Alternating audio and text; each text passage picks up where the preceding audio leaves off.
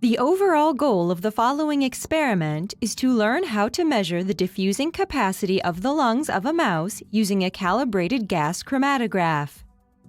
This is accomplished by inflating the lungs of an anesthetized mouse with gas containing neon and carbon monoxide, holding the gas in the lungs for 9 seconds, and collecting the gas. The gas withdrawn from the lungs is then diluted to 2 milliliters and injected into the gas chromatograph. The differential uptake of neon and carbon monoxide in the lung is used to calculate the diffusing capacity.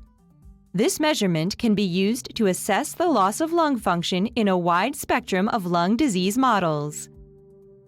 The main advantage of this technique over all other existing methods to measure pulmonary function in the mouse is that this is a very simple, reproducible measurement that can be directly compared with similar measurements in humans.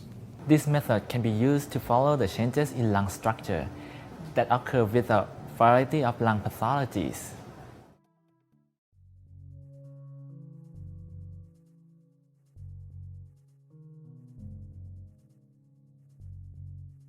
This protocol begins with setting up the gas chromatograph module supplied with the machine to measure peaks for nitrogen, oxygen, neon, and carbon monoxide.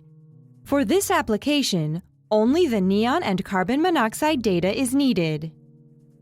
The instrument uses a molecular sieve column with helium as the carrier gas.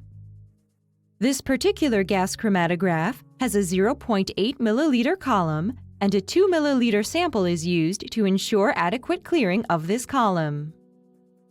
Before starting a series of measurements, always calculate